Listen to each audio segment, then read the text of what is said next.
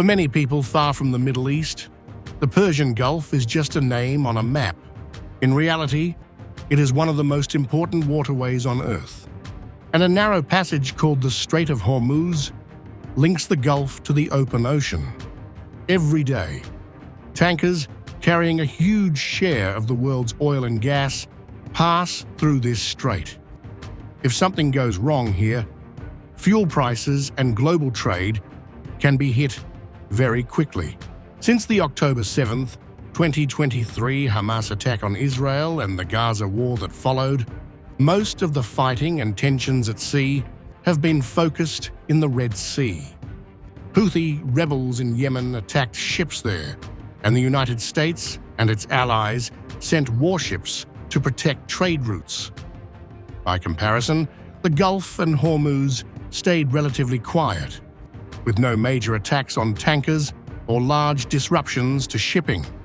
Now, that period of calm looks like it may be ending. Recent moves by both Iran and the United States suggest the Persian Gulf could again become a front line of confrontation.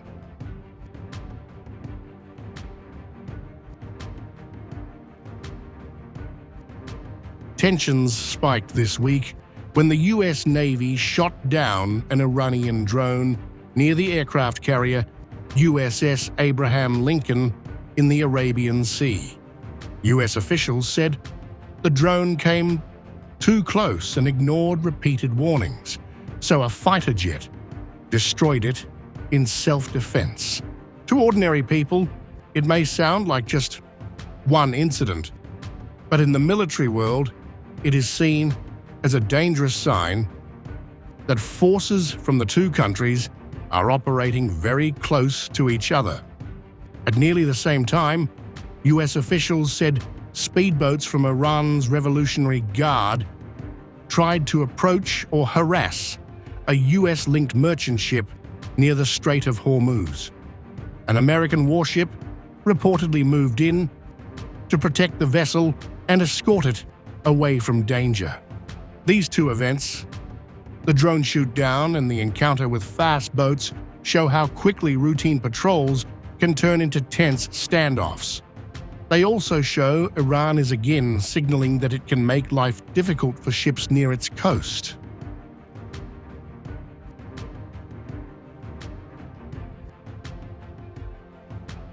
All this is happening as talks between Washington and Tehran on Iran's nuclear program and regional tensions are about to begin.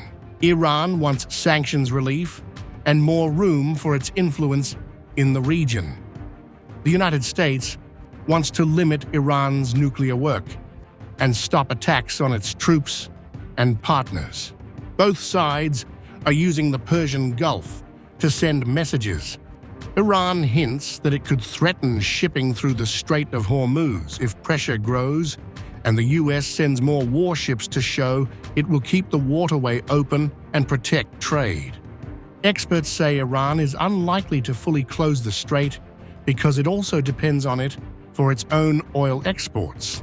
But even limited clashes, a damaged tanker, a misjudged drone flight, a shot fired too close could shake markets and pull the region toward a wider conflict.